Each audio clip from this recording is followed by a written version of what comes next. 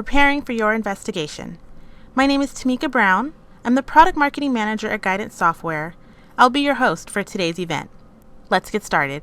Today's webinar is the first in a webinar series where we will discuss upgrading from EnCase V6 to V7. In Part 1, we will focus on preparing for your investigation in EnCase V7. Today's presenter is Steve Salinas. Steve is Senior Solutions Consultant at Guidance Software based out of Houston, Texas. Steve has been with Guidance for almost 5 years, working with customers to determine how Guidance and EnCase can help overcome their challenges. Without further delay, let me introduce you to our speaker, Steve Salinas. Over the next 20 minutes, I'm going to walk you through how to get yourself ready to perform an investigation in EnCase V7. We will cover installing EnCase, preparing your hash library, setting up your evidence, cache, and backup options, selecting templates, adding evidence, now this would include smart evidence from smartphones and tablets, and running the EnCase evidence processor. We could spend hours covering each of these topics, but the point of this presentation is to plant the seeds for you to go out and start working with EnCase today. For more details about any of these topics, be sure to check out the EnCase Essentials V7 training. It's free to everyone and available on www.encase.com/forensic. Now let's get started. The first thing you'll want to verify before using V7 is that you have the latest version installed. When new releases of the software are made, Guidance sends an email to the address that is associated with each dongle. Here's an example of the email that was sent for version 7.04.01. If you are not sure what version you are running, checking is easy. Simply launch EnCase and click the About link on the EnCase home screen. You will see the version right on the screen. You can then visit the Guidance support portal at support.guidancesoftware.com and look in the top right of the screen. This will show our latest released version. If they match, you're set. If not, you need to register your dongle here. And in just a few minutes, you will receive an email with links to download the latest software. Now, you may think that it's obvious to check for the latest software, but you would be surprised how many customers have been frustrated by an issue they're experiencing, only to find out that their issue has been resolved in a later version of EnCase. Now that we are sure we have the right software, let's get to work. Before creating a case, we need to get our hash libraries in order. Now, if you're coming from V6, you more than likely have a few, if not a ton, of hash libraries. The good news is that importing them into V7 is very straightforward. When you launch EnCase, you will go to the Tools menu and select Import EnCase Legacy Hash Sets. You will then select your target hash library path and then your legacy hash set. Here's an important note. If you're adding to an existing hash library, be sure to select Append to Existing Hash Library option. Otherwise, when you import the legacy hash sets, they will overwrite any existing hash sets.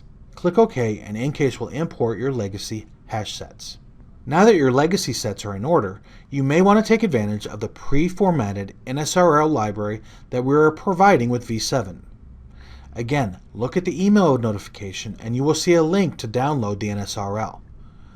Once the file is downloaded, you will need to extract it to a location that you can access with EnCase. Now, to get the NSRL ready, you'll need to take a few simple steps. First, go back to the Tools menu. Select Manage Hash Library. There you will open the hash library and select all rows. Now right-click and select Edit Multiples. This will open the Edit Multiples dialog where you can enter the category. Here we'll call it Known. And the hashtag, we'll call it NSRL. Click OK after you've done that.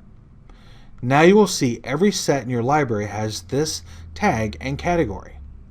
Now, by the way, this is what you would do for any hash library you import or create yourself. This is going to allow you to filter out known files when you're indexing and performing searches. Now that the hash libraries are in order, let's look at how we create a case. To begin, launch EnCase and from the Case menu or the home screen, click New Case. This action opens a new case dialog. The first thing you will do is name your case. That's simple. Now in V7, everything begins with the plan, and here you will need to plan how you want to work with your evidence. Unlike V6, where you would simply name your case and set the export, temporary, and index folders, in V7 you're going to be selecting a base case folder, a primary, and optionally a secondary evidence cache folder. Let's talk about what that exactly means. First, the base case folder is the folder EnCase will store all the files and folders associated with your case. While in V6 you had to specify the location for export, index, and temp separately, and then as you use V6 you may have to set the paths for other types of data. In V7 we are simplifying the process. You set the base case folder and EnCase takes care of the rest. Now let's move to the evidence cache directory. Before we do that, let me explain briefly the new approach to handling evidence in V7. In V6, when working a case, EnCase would many times load vast amounts of data into memory, unfortunately slowing down your machine in the process. I would suspect many of the examiners viewing this presentation have been stuck waiting for V6 to open a case while this enormous data set is loaded into memory. One of the goals of V7 was to get rid of this wait time. With case sizes expanding, it simply didn't scale any longer to have this data loaded into memory every time a case was opened. The better, more scalable approach is to persist the data, virtually eliminating this wasteful and frustrating wait time. Now this is how the evidence cache was born. In V7, when you load a piece of evidence into EnCase, EnCase starts an evidence cache. This is where EnCase will store information about that piece of evidence, anything from the index to email threads. This is what makes opening and working with V7 much faster than V6. EnCase isn't trying to load everything into memory any longer. It simply reads it from a disk when it needs it, a much faster process. Now when selecting your evidence cache directory, you'll want to make sure that it is a location that you can easily access with EnCase. You will see that you do have the option to use your base case folder for your evidence cache folder, which many users prefer since this means all your case information is located in one location. The most important thing here is to make sure that you can access this location consistently and the connectivity speed is as fast as possible. Next, you will see a secondary evidence cache. While you must select a primary evidence cache, the secondary evidence cache is optional. The function of the secondary evidence cache is to indicate to EnCase where to look for previously created evidence cache folders. All new evidence caches will be created, however, in the primary evidence cache directory. Now continuing down the case creation dialog, the next set of options are the backup settings. We have all had unexpected interruptions when using our computers, and when we do not have the software we are using set up to autosave or the like. When these hiccups occur, we are not happy. Just as you need to have a plan to recover from using, say, MS Word, you need a plan to recover when using EnCase. The first decision is to enable backups or not. To enable this option, simply check this option in the dialog. Next, you will see the maximum backup size field, which is set to a default size of 50 GB, which you can modify. Finally, you'll want to select a backup location. Now, logic would state that if you have a system failure, having your backup on the same system would be problematic. But the choice is yours as to where you create your backup. Again, just keep in mind the scenarios where you would need to access this backup and choose the location accordingly. Now let's move on to selecting the template for your case. In V7, you will see templates being used in several places, and for most, this is the first place you encounter this new template approach. The template we are referring to here is your case template. The template selection drives the case report format, as well as provides you with a bookmark folder structure. You could set your hash library paths in the template, bookmark notes, and you could have your backup settings as part of the template. Now we supply 4 options by default: Basic, Forensic, and then 2 UK versions. Based on the template you select, the case information fields displayed directly below will be dynamically updated. So it works like this: you first select the template that is appropriate for your case, and then you enter information such as case number, date, examiner name. You get the idea. You can also add more rows to this case information if you need them. It's completely flexible here. You could even change the names of the fields that we have provided in our templates. It's totally up to you. Once you are satisfied with your selection, click OK and you're done. Now you have your case set up for the next step, adding evidence. But before we move to adding evidence, let me talk about one important thing we need to do regarding our hash libraries. Now, the hash library configuration we completed a few minutes ago is a global configuration. So this is great. Now whenever we want to use the NSRL, we don't have to add the hash categories or tag. Now that we have a case, we need to specify our primary hash library. To do so, from the Cases menu, select Hash Libraries. This opens the Hash Library dialog. Here we will double-click into the Hash Library Path field and select our NSRL library path. Now you will see that our primary library is configured and enabled. This is an important step, as when we are later indexing and performing keyword searches, as I mentioned a minute ago, we can instruct EnCase to ignore known files. Now that we have done that, we are ready to move on to adding evidence. Now we are all familiar with how you add evidence in V6, and in V7 the process has been made simpler.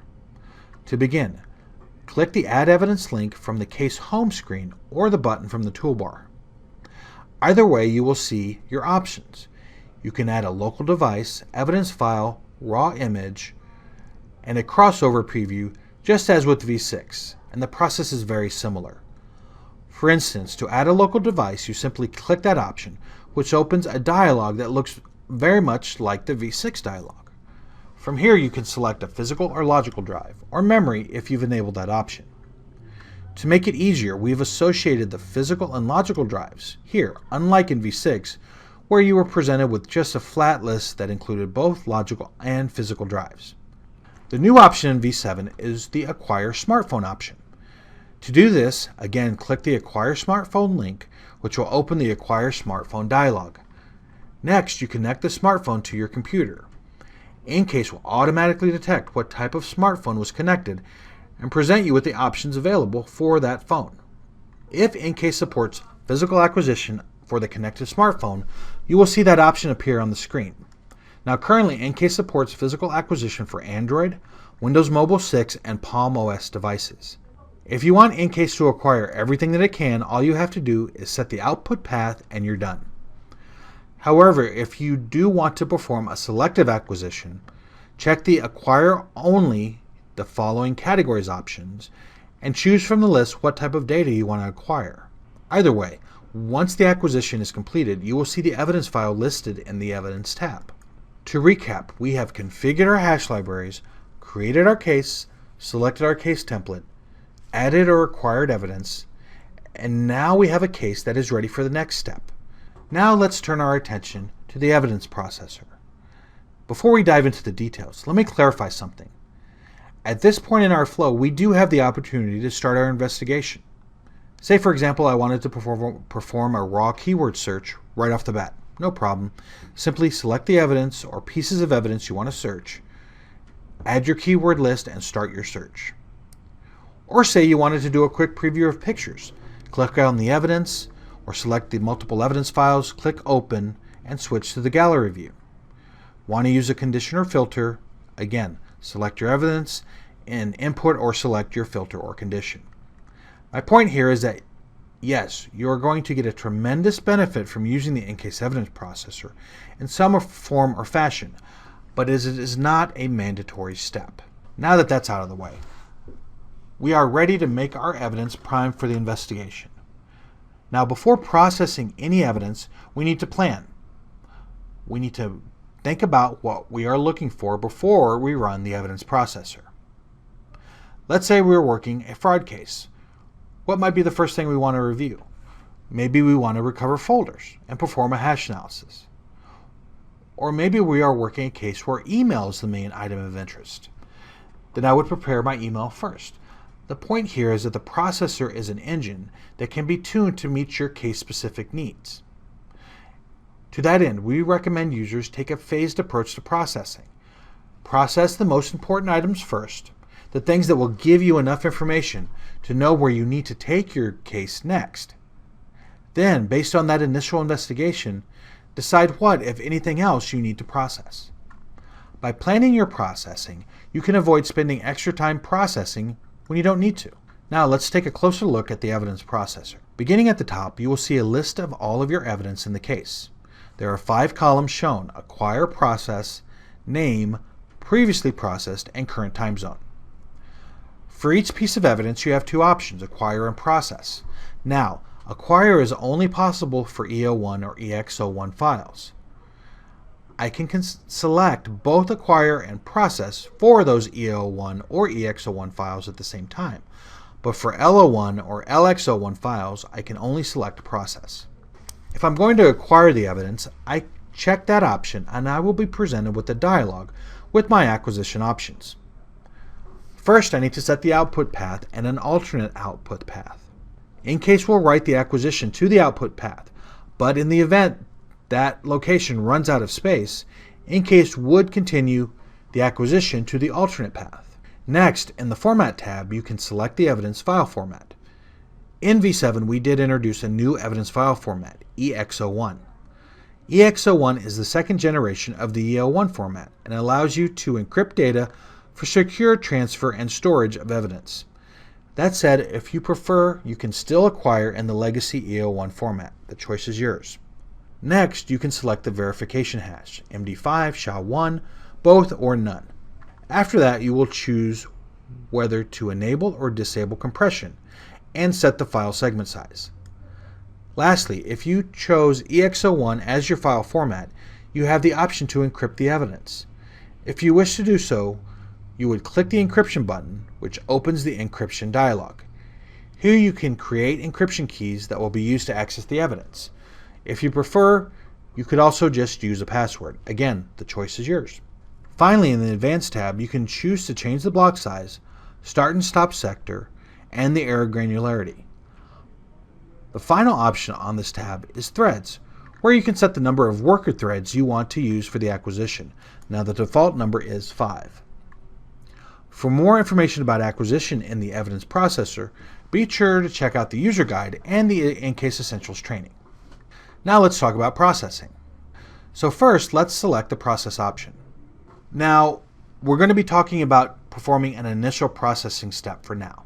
In part 2 of the series, we will talk about what happens when you are processing a piece of evidence for the second, third, etc. times. When I select process, the bottom pane in the processor dialog is activated.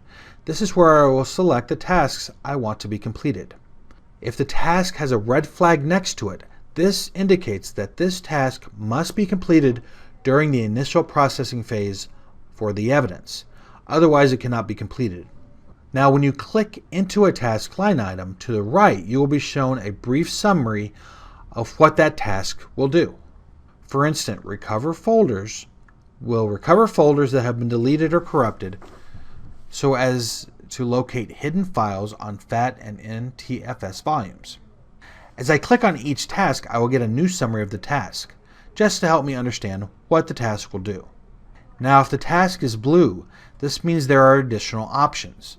For instance, clicking on hash analysis, I see I can choose MD5, SHA-1, or both. Another example, find email, gives me a list of supported email types that I can choose from. Going further, search for keywords opens a dialog that should look very similar to the keyword search dialog. Now this is where I could enter my keywords.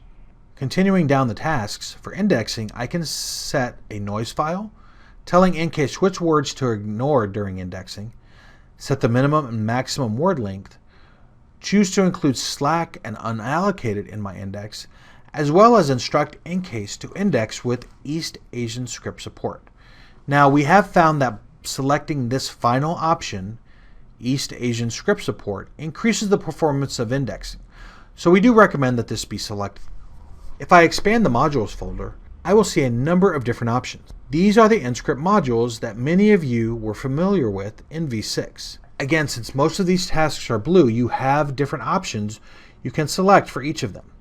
For instance, the System Info Parser allows me to select the types of artifacts I'm interested in. For IM parsing, I can select the types of IM apps I want to go after. And for the Windows Event Log Parser, Windows Artifact Parser, and the Unix and Linux Log Parser modules, I could create conditions specific to these tasks. Now I do want to call out the File Carver specifically, as this is one of the most powerful modules in the processor. File Carver allows you to search the evidence for file fragments based on a specific set of parameters, such as known file size and file signature. As you can see here, we support hundreds of different file types. That said, it is highly unlikely you would want to or even need to carve for every type of file listed in a single case. Again, take a moment before selecting the File Carver module and determine what sorts of files you are interested in. Then and only then make your selections. This will save you valuable time. One other thing I'll note, you can plug in custom modules to the processor. For instance, there are several solution providers who are working on integration modules and have made them available via the customer support portal. You can download them and add them to your processor. If you have your own scripts, you can create a module version and plug it right into the processor. There are many advantages of integrating custom modules into the processor, such as the ability to automate the execution of the module and the fact that the output of the module can be indexed. To recap, when you are ready to run the processor, you will select the tasks you want to be completed, adjusting the options to meet your needs, and click OK. The processor will take care of the rest. Now, before we leave the processor, I want to remind you that you can create processor templates to make the processing of evidence in the future easier.